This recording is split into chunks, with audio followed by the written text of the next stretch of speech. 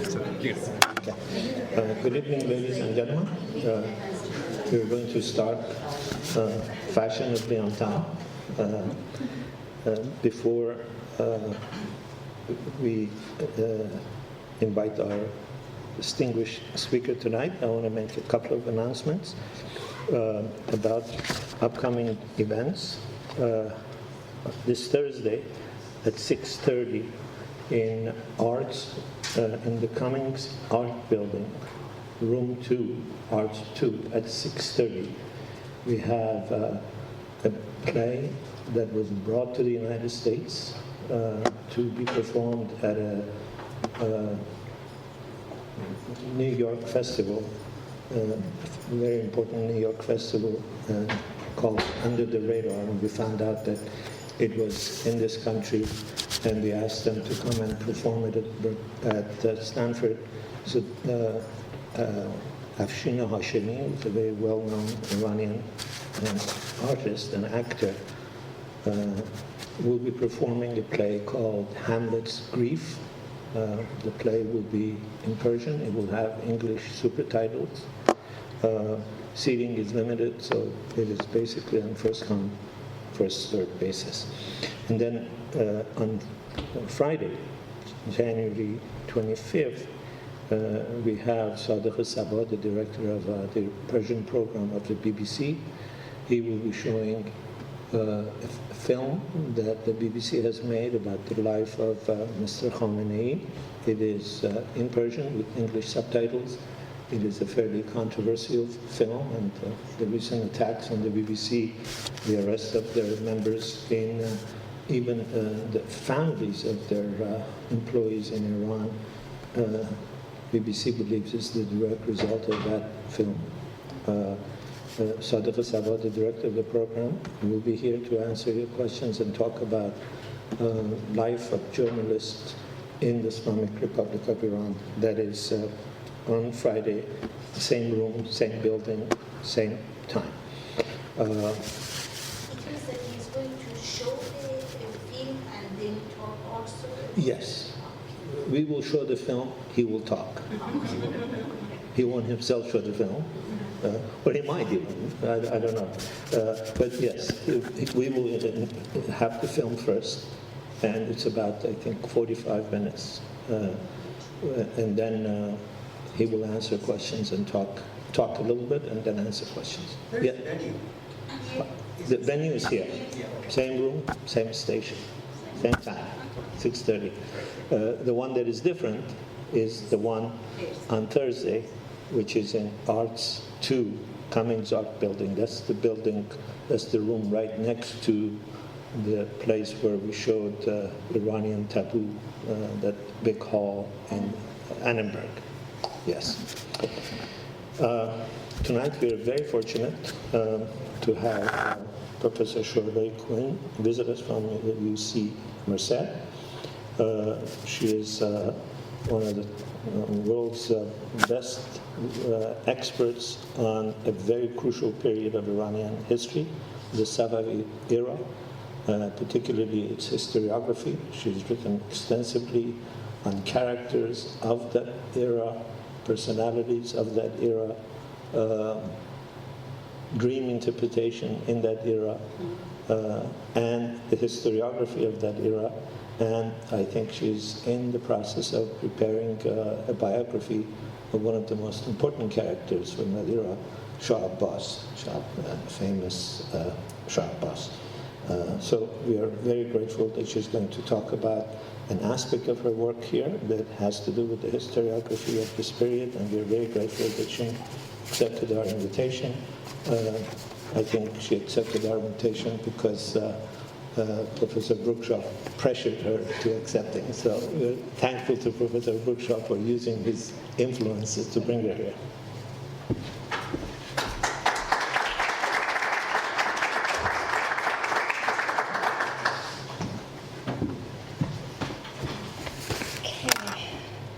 Thank you so much, Professor Milani, for that very kind introduction. It's a real pleasure to be here this evening, and front of such a distinguished audience, and I have been trying for a long time to get away from the topic of historiography and to move away from texts and chronicles, and it has been impossible.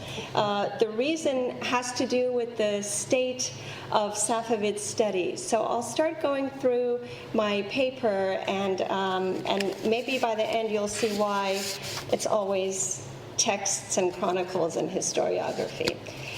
So I'm going to be talking about a treatise on Safavid kingship that was produced in the Safavid period. We're talking about the period from 1501 to 1722. This was, as Professor Milani said, an important era in Iran's history.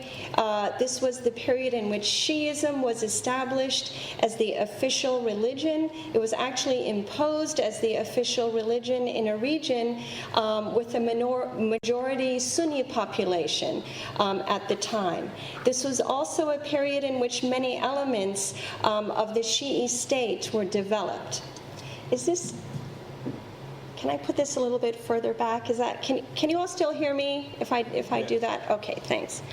I lecture in rooms that are bigger than this without a microphone. So Safavid studies, so the field of Safavid studies has enjoyed the discovery, publication, and re-evaluation of many important sources over the last 25 or so years. It's a very exciting field because you will find out that a historical chronicle that you've never heard about suddenly appears in published form. For instance, a few examples include Mir Hashem Mohaddes's 1982 discovery and publication of the Tarikh Qizilbashan, an anonymous history of the Qizilbash.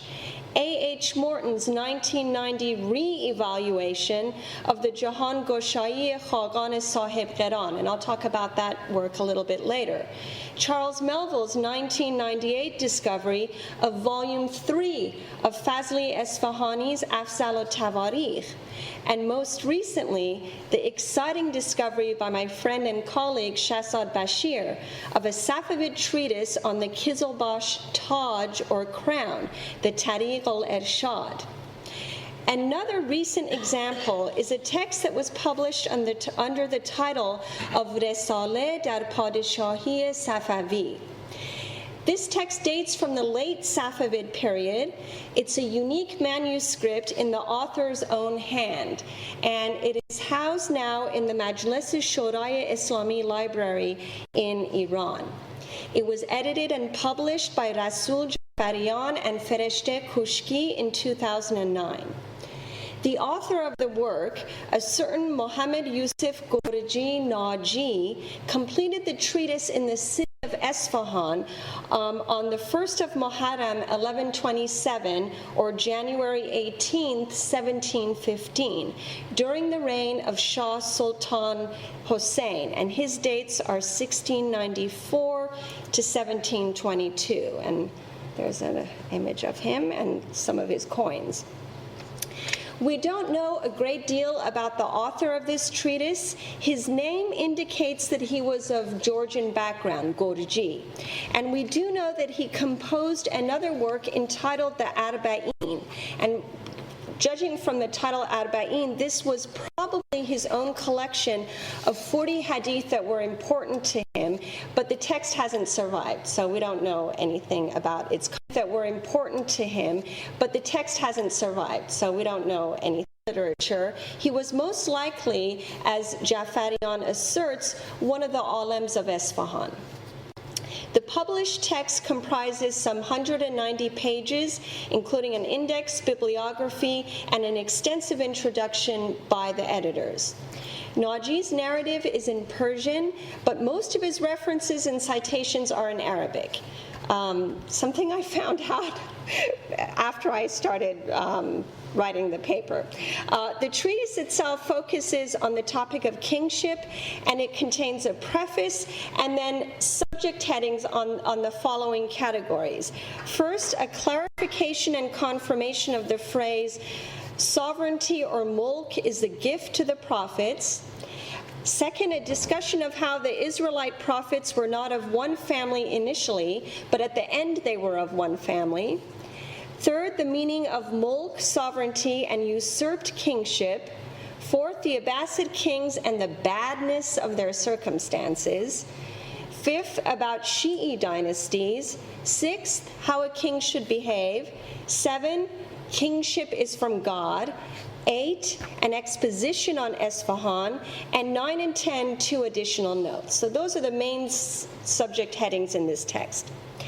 The Resale dar Padeshahi Safavi is not really a mirrors for princes text, which is kind of what I was hoping it would be, such as the 11th century Qabus Nameh of Kai Kavus, in the sense that it does not primarily consist of practical advice to a living prince, like how often to play chess or backgammon, not often, according to Kai Kavus, or what is the best color horse to buy, either a bay or a date-colored horse. While one does see some elements of mirrors for princes or advice to the king in the text, such as a short section on the attributes of a good king, and interestingly, a diagram of the so-called circle of justice, overall, it most closely resembles narratives, such as the section on kingship that's found in the Ain al-Hayat of Muhammad Baqir Majlisi, whose dates are 1627 to 1698. Jafarian describes the treatise as a proof text, an istidlaliyah, in defense of the Safavid dynasty. Towards the end of the text, the author himself states that his main purpose in writing was to ascertain whether kingship came from God or somewhere else. His brief answer is that some kings come from God, like Shi'i kings and faithful kings, and some are oppressive foes, like the enemy kings, and they are presumably not from God. But an examination of the entire treatise indicates or shows that the author was particularly intent on showing that not only was the Safavid dynasty a legitimate dynasty because their kings came from God, but also that Shah Isma'il, that charismatic founder of the Safavid dynasty, who ruled from 1501 to 1524, was destined to rule as a prelude or an accompaniment to the appearance of the 12th Imam, the messianic figure known as the Mahdi or the Qa'im. And furthermore, many texts foretold Shah Ismail's appearance. These texts primarily consist of hadith, but in presenting the hadith texts, Naji also cites Quranic passages, a few poems, one excerpt from an early Safavid chronicle, and one piece of diplomatic correspondence.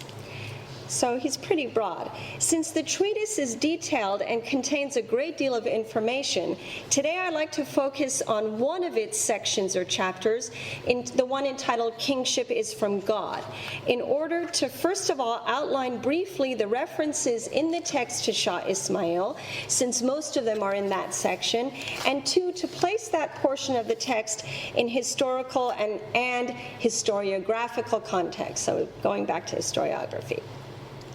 So let me begin by laying out some of the prophecies about Shah Isma'il that Naji presents in his text.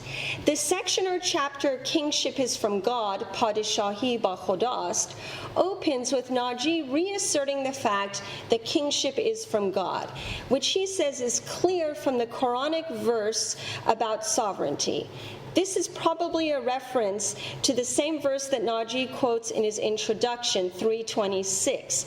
Say, O God, possessor of sovereignty, mulk. You give sovereignty to whomsoever you desire, and you take sovereignty away from whomsoever you desire. The point here is presumably that God bestowed kingship on Shah Isma'il, and Naji tries to demonstrate this in the rest of this section. The largest number of references to Shah Isma'il appear in a cluster of what he calls proofs, mu'yad, all relating to the appearance of a man from the east. Naji's practice is to provide one or two hadith examples in the original Arabic, and then he comments in Persian on the parts of the tradition that he believes refer to Shah Isma'il. So let me give you one example of what these sound like. This is the hadith that Naji cites.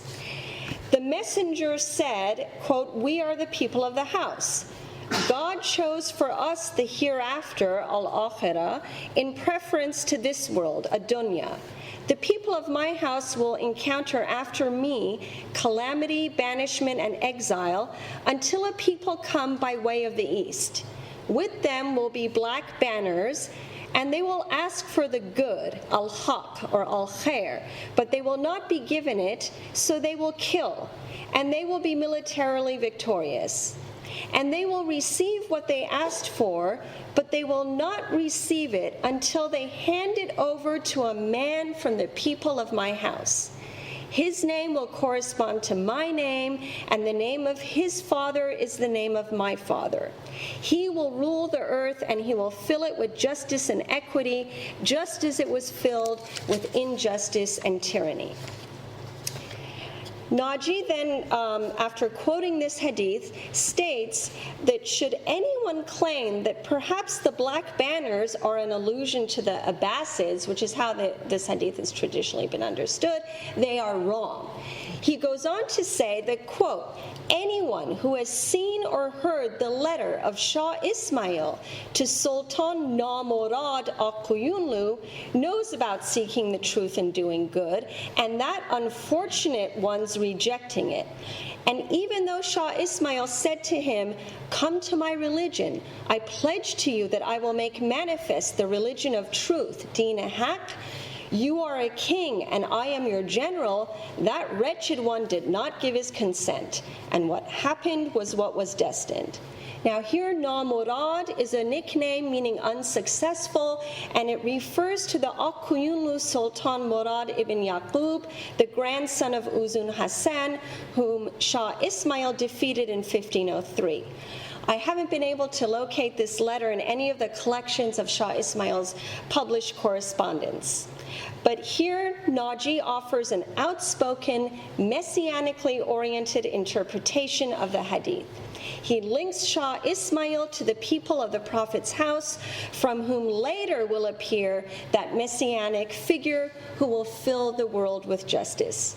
At the same time, he shows familiarity not only with an episode in early Safavid history, but also the contents of Shah Isma'il's diplomatic correspondence.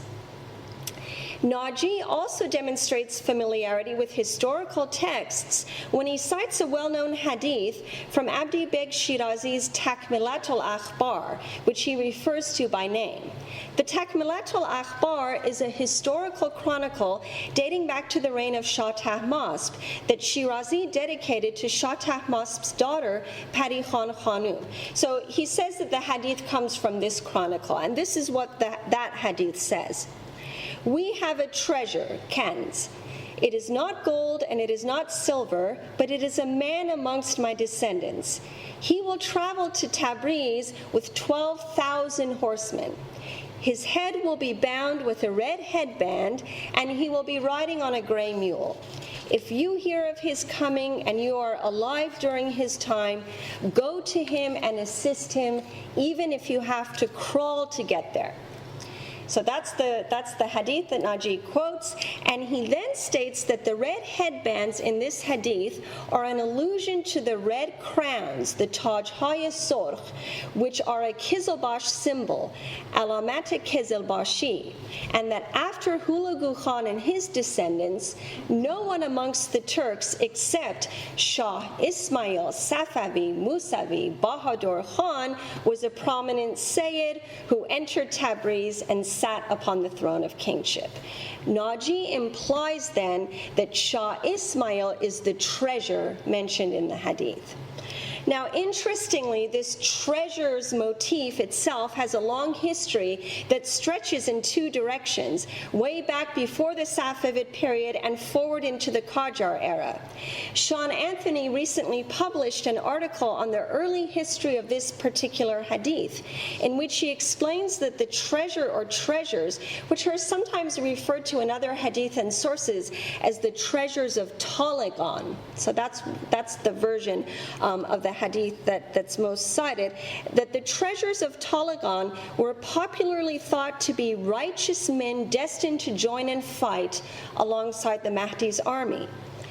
But Anthony notes that the treasures motif prevails in Zoroastrian millenarian expectations of a future apocalyptic personality who will uncover a hidden treasure in regions of Rai and Tabaristan and use it to raise a mighty army to save Iran's Shah from its mortal enemies. So that's the very early Zoroastrian background to that hadith. But this hadith was still of some importance even in the 19th century, as Sayyid Muhammad Ali Shirazi, the messianic claimant known as the Bab, was asked by a follower of his about the figure who would appear from Khorasan and Talagon. And the Bab gave a diplomatic answer when he said, "Oh my God, you indeed teach me that I know nothing except what you teach me, for with you is the knowledge of everything in the book." So that was the 19th century response to what that hadith meant. Naji then goes on to cite several more hadith, each of which he associates with Shah Isma'il in some way. In the first, he relates a tradition predicting the appearance of a star with a tail, or a comet, from the east that would accompany the appearance of a bright and shining moon.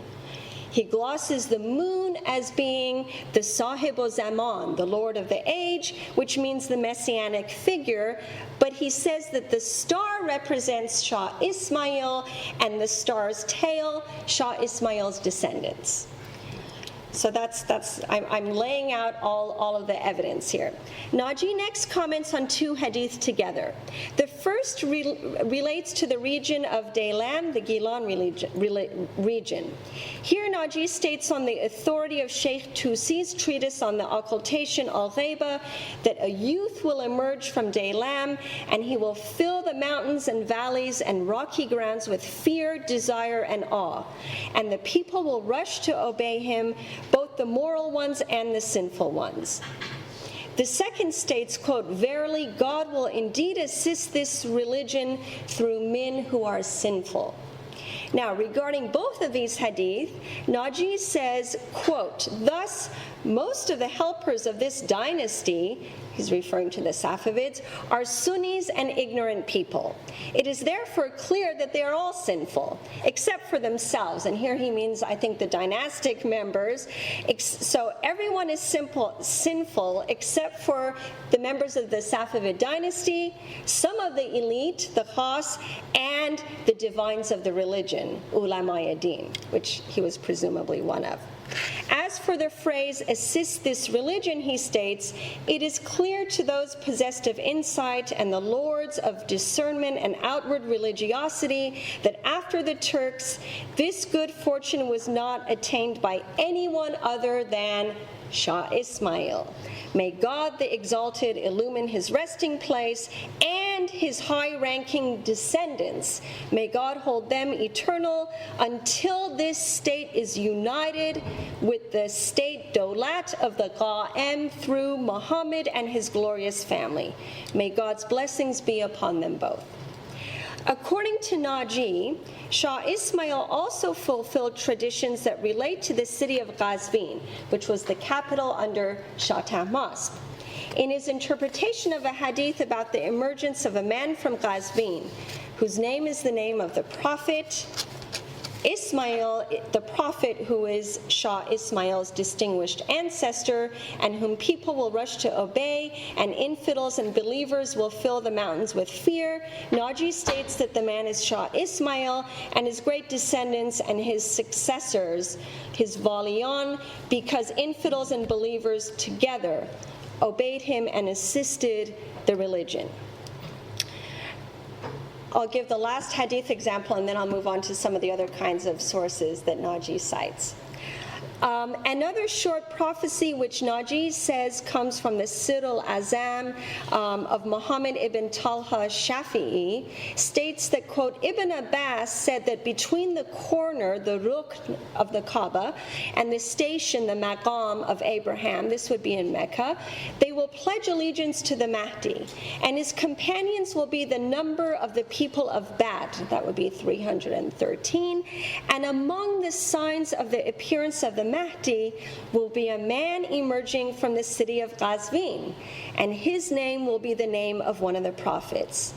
Now here, while Naji does not state it explicitly, the implication is that that man is Shah Isma'il, the man from the city of Qazvin, because that individual was earlier glossed as Shah Isma'il in a similar tradition about someone appearing from Qazvin whose name was the same as one of the prophets. Finally, although it does not appear in the same Kingship is from God chapter, Shah Isma'il's name also comes up in a qasida, or an ode, in the section of the book devoted to Esfahan. Naji states that he got the poem from a friend of his, and he also states that it comes from the divan of Shah Nematullah Wali, the founder of the Nematullahiyya Sufi order. The poem mentions the future rule of not just Shah Isma'il, but also Shah Tahmasp, Shah Abbas, and Shah Suleiman by name, and imagines a future in which Safavid monarchs well beyond Shah Sultan Hussein's reign would be in power. Now here the key point to keep in mind is that Shah Nematullah's death date is 1431. So let me just quote you a couple of lines from this poem. Quote, after that, a ruler, Sarvad, will appear from the family of Yas. This is a reference to Yasin, the family of Muhammad. The religion and the state will get fame from his name and his identity, okay, this ruler. Shah Isma'il Haydar will be that king. Shah Isma'il Haydar bovad on Shahriyar. The world will make mascara from the dust of his feet. After he rules, his son will rule for 50 years. Ta and Ha and Masp will bear the signs of his name. Badazu Shahi Konad Farzende u Panja Sal Ta va Ha va Masp as Namesh Neshan Khahad Gereft. Lines like these are hardly the epitome of Persian poetic nuance and subtlety. And indeed, it comes as no surprise that the editor of Naji's treatise could not find this poem in any of the published editions of Shah Nematullah's Divan. Indeed, in his Encyclopedia of Islam entry on the Nematullahis, Hamid Algar states that, quote, the most frequently cited poems in his Divan are those of prophetic or apocalyptic nature, which have been interpreted as foretelling events as diverse as the rise of the Safavids, the separation of Bangladesh from Pakistan, and the Islamic Revolution in Iran of 1978-9. These verses, the authenticity of at least some of which is open to question, have tended to make of Shah Nematullah the Persian equivalent of Nostradamus. So, but that poem appears in this treatise. So in all of the examples that I've provided here, Naji never equates Shah Isma'il with the Mahdi. That is, he never cites hadith regarding the Mahdi and follows with a statement saying that Shah Isma'il is the Mahdi, or that messianic figure. Rather, Shah Isma'il appears in these examples as the fulfillment of a symbol such as the treasure or the comet, or an individual such as the man from Qazvin or Tabriz that will accompany the appearance of a messianic figure or somehow render him assistance. For Naji, Shah Isma'il is a kind of a precursor to the Mahdi. Furthermore, as several of the examples I've enumerated here refer not only to Shah Isma'il, but also to his descendants, Naji makes an argument for the survival of the entire Safavid dynasty on the basis of their collectively heralding the coming of the Mahdi. So this raises many questions. I had never seen a text this late with these kinds of references to Shah Isma'il, and I was very, very curious as to what was going on here. First of all, why would he write such a treatise that essentially defends Safavid kingship at this point in time? After all, the Safavids had been around for over 200 years at his time of writing. And secondly, and more intriguingly, I think, why would he place so much emphasis on Shah Isma'il? I believe that both historical and historiographical context can help us answer these questions. So let me start first with historical context. In terms of historical context, Shah Sultan Hussein and his dates of rule 1694 to 1722 had been on the throne some 8 years when Naji wrote his treatise. The Safavid dynasty by this time had undergone significant transformation since it was established in 1501. As Rudy Mati has outlined in his book on the late Safavid period, Persia in Crisis, the Safavid center of power had shifted to the palace harem, where Shah Sultan Hussein spent most of his time. This monarch had a reputation for gullibility and demanding gifts from officials on a monthly basis. High offices were sold to the highest bidder, and the Grand Vizier wielded great power. In terms of social and economic conditions, clerics, eunuchs, and women stepped into the power vacuum that was caused by a weak monarch. These were among the same groups that Shah Abbas the Great had variously cultivated, promoted, and supervised in order to establish a fragile balance of power a century earlier. Clerics in particular assumed greater authority and began to issue prohibitions on certain activities deemed un-Islamic. At least some of them continued to enjoy royal support, and Shah Sultan Hussein consulted important and powerful religious figures like Muhammad Baqir Majlisi and Mir Muhammad Baqir Khatun Abadi, holding them in high esteem. At the same time, eunuchs made political appointments and approved of promotions and demotions, while women of the royal family actively participated in succession politics. So given this general context, given the general conditions that I've outlined, Naji would not have had reason to criticize the monarchy in relation to his own position. After all, clerics were doing very well at this time. Rather, like Majlisi, with whom he might even have studied, he chose to defend and promote the notion of Safavid kingship at a time when the monarchy was weak. In doing so, however, Naji invokes an earlier period in Safavid history in order to make an argument for the importance and survival of the entire Safavid line. Furthermore, enough time had passed to allow the possibility of looking back and reimagining a dynastic founder who fulfilled certain religious prophecies that members of the religious establishment, such as Majlisi, were gathering and promoting. So that's very briefly the historical context. Now let me go into the historiographical context, which I think answers a little bit more of the questions about this text. The 17th century historiographical context. Historiographical context further helps us understand Naji's emphasis on Shah Isma'il.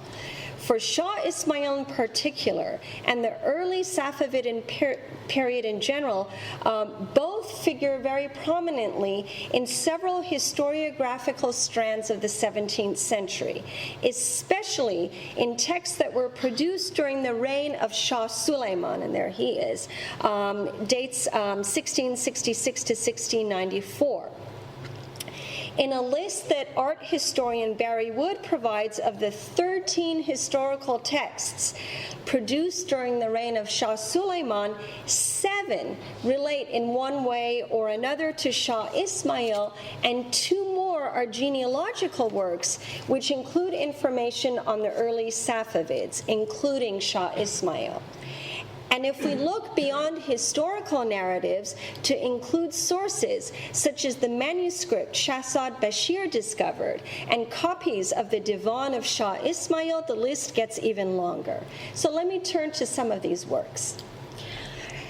Shah Suleiman's reign witnessed the composition of numerous so-called Shah Isma'il romances. That's sort of how they're referred to in the secondary scholarship. These are prose texts, and they appear under a number of titles, including the Alam-Araya Shah Isma'il, the Alam-Araya Safavi, the Tarikh Jahan Araya Shah Isma'il Bahadur Khan. These 3 are all versions of the same text. The text is anonymous, and then another one called the Jahan Goshai Khagan Sahib Qiran. These date to the 1675-76 for those 3 that are 3 different titles of the same text, and the 1680s for the last one that I mentioned. Scholars from fields including history, art history, and literature have begun to establish the relationship between these texts, and this is a complex task that is still in need of further research. Regarding the Alam-Araya Shah Isma'il, Robert McChesney suggests that it is rooted in a popular, probably oral tradition of historical narrative, and that the author-compiler of the Alam-Araya Shah Isma'il produced a book that describes the mythic, legendary, and ideological qualities of the Safavid exemplar, that is Shah Isma'il, rather than an objective sequence of actual events. He also states that, quote, contained within its numerous anecdotes and vignettes of Shah Isma'il and his age are important clues to popular, religious, and political lore, as well as to the significance of Isma'il as an ideological archetype.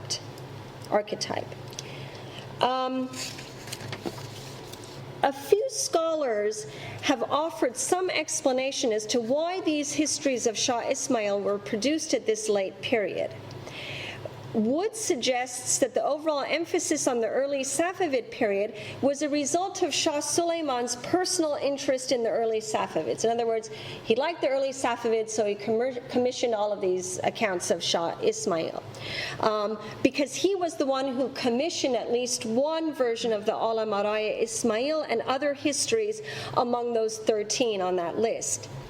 The late great scholar of Iran, A.H. Morton, provides a more specific context in his brilliant analysis of the 3rd of the titles I mentioned above, the Jahan Goshai Khagan Sahib Qiran. In this study, Morton not only establishes the title and author of the manuscript. Until he published this article, it was simply known as the Ross Anonymous, because Denison Ross wrote an article about it years ago. He also establishes the late date of composition for this text, which was long considered the earliest source for Safavid history. So this is a text that was used by scholars, and it was assumed to be the earliest source for Safavid history. Professor Morton dated it to the late 17th century. And he also figured out who the author of the work was, a certain Bijan, who was known as the Tarikh Safavi Khan, that was his title, the reciter of Safavid history, who wrote for an audience of ghulams, as his patron was a certain Agha Muhammad Reza Beg. And this Agha Muhammad Reza Beg, who may have been a court eunuch, sort of forced him to rather reluctantly incorporate material from these anonymous Shah Isma'il texts into his narrative, in order, Morton suggests, to educate ghulam audiences about early Safavid history. Now, these texts are very interesting. At least 2 copies of Bijan's history and several of the other Shah Isma'il romances were illustrated. And it has also been suggested, and I agree with this suggestion, that they were meant to be read out loud. And that means that these histories achieved some prominence or popularity, and their subject matter, if not their specific contents, would have been familiar to late 17th and early 18th century audiences. I'll digress for a moment to say that some recent scholarship has addressed the issue of the illustrations in these texts, and these are just some of the illustrations from one version of the anonymous Shah Isma'il history from the British Library. Noting the overall lack of illustration in Safavid historical works, you don't see Safavid chronicles being illustrated very often. Wood states the following about a 1683 manuscript of the Alam Araya Shah Isma'il in the Chester Beatty Library, and this is the one that he's talking about. 18 illustrations adorn the manuscript, whose most significant aspect may be the fact that they were executed at all. So why are these late anonymous Shah Isma'il romances illustrated? Charles Melville suggests that a similarity in style between the Isma'il romances and Ferdowsi's Shahnameh, along with the fact that the Shahnameh was the illustrated history par excellence, explains the miniatures that accompany these late Safavid texts. He also notes that the heroic personality of figures like Shah Isma'il lent themselves to illustration better than other Safavid kings like Shah Abbas. I think this is open to further discussion. Whatever the reason for this phenomenon, my point here is that these texts were not simply one-off copies to be stored away and ignored. They had some prominence. Turning to another genre emphasizing the early Safavid period, the most well-known of the genealogical texts that I've mentioned is the Silsilatul Nasab Safaviyyah, and this also looks back to the more distant Safavid past. This is basically a historical genealogical work that focuses on Sheikh Zahed, who was the spiritual teacher to Sheikh Safiuddin, who was the eponymous founder of the Safaviya Sufi order from the 14th century. And it was, of course, this Sufi order that gave birth to the Safavid dynasty in 1501 with Shah Isma'il. Now, most elements in this genealogical work highlight the life of Sheikh Safiuddin, but the text also contains 4 poems from the divan of Shah Isma'il. So Shah Isma'il even figures in that early Safavid genealogical work. In addition to the small number of Shah Isma'il's poems reproduced in the Silsilatul Nasab, research by Ferenc Şirkes, a graduate student at the University of Chicago, has noted that the entire divan of Shah Isma'il's poetry was copied by one Nur-ad-Din Muhammad ibn Abu Turab Esfahani in 1677, and the calligrapher was from a well-known family of calligraphers. Şirkes suggests that the context of its production might not be unrelated to the Safavids' interest in the late 17th century in the legendary history of the dynasty as attested by popular romantic narratives such as the various versions of the Alam Araya Shah Isma'il. So these texts are at the center of the late 17th century historiographical tradition. If we examine the international Persianate historiographical scene, rather than limit ourselves to the borders of the Safavid Empire, things get even more interesting, because there we find a parallel phenomenon. At the same time that we see the proliferation of the anonymous Isma'il romances in Safavid Iran, Central Asia witnessed the spread of a number of epic-style legendary accounts of Timur or Tamerlane, much like the Shah Isma'il texts. These were composed in the 1710s, around the same time that Naji composed his treatise. The Timur legends beg comparison with the Shah Isma'il romances, and that's a project well beyond the scope of this study. It would make a great dissertation, I think, but they provide evidence for a more regional phenomenon of looking back in time to tell stories of past heroic kings.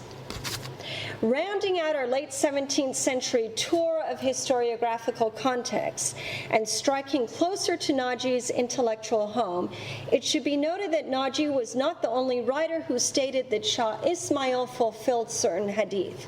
As Catherine Babayan has pointed out, Muhammad Baqir Majlisi, author of the famous Bihar al-Anvar, a massive encyclopedia of the Shi'i universe of discourse, interpreted Shah Isma'il's advent as a sign of the coming of the Lord of the age, rather than the advent of the Mahdi himself. The hadith connected to Babayan's analysis states that the appearance of the Mahdi will be preceded by the appearance of a conqueror from Khorasan and a Sayyid from Gilan, and the ram would slaughter his child. So that's the hadith. Majlisi, in his interpretation of this hadith, states that the conqueror, the one from Khorasan, refers either to Changiz Khan or Hulagu Khan.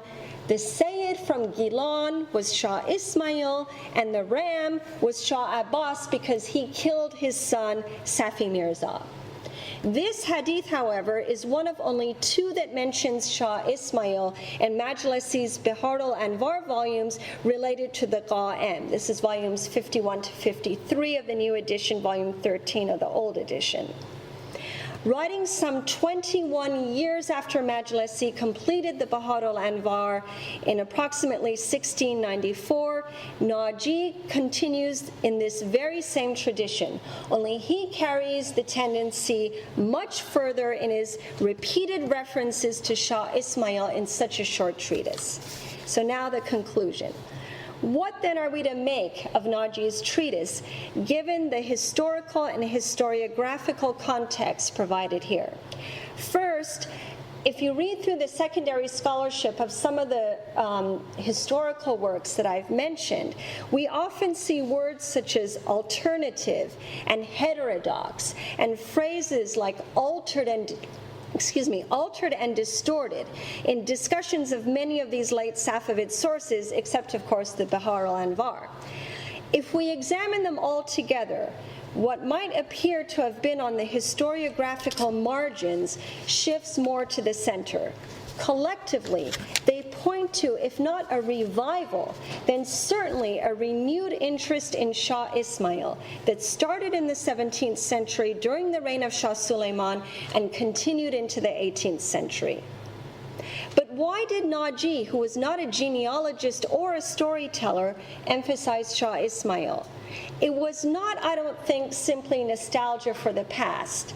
The focus on Shah Isma'il in such a broad range of texts suggests something more at play than merely wanting to look back to the good old days, much in the same way that Muhammad Reza Pahlavi's celebration of 2,500 years of kingship in pre-Islamic Persepolis was not an exercise in mere nostalgia, but had political and legitimizing purposes, as my colleague Abbas Milani has written in his recent biography, The Shah. Rather, the historical context that I have described, with a weak monarch and an empowered clergy, certainly suggests that the clerical class would have had a vested interest in keeping the Safavid house in power. Naji, as a cleric and alim, wrote from a clerical perspective, so the types of evidence and proof texts that he puts forward are, not surprisingly, primarily prophetic hadith. So if historical context explains the use of prophetic hadith in the desire to defend and promote the Safavid house, the emphasis on Shah Isma'il is, I believe, due to the historiographical context. Shah Isma'il figured prominently in texts of the decades immediately prior to Naji's writing, so the 17th century texts themselves created the historiographical locus that fed into the 18th century. After all, and this is Shah Isma'il going after a bear in one of those anonymous romance histories. After all, Naji mentions Shah Ismail's letter to Sultan Namurad, that Akkuyunlu leader, an episode which received considerable attention in the Ismail romances. Furthermore, Naji, with his Georgian background, may have moved in circles that were especially likely to have heard Bijan's Tarikh Jahan Goshayi Khagan Sahib Qiran. Thus, the Shah Ismail romances, the genealogical works, copies of Shah Ismail's poetry had already primed readers and audiences for Naji's bold assertions. Naji, therefore, tapped into a trend already in place, but he manipulated that trend for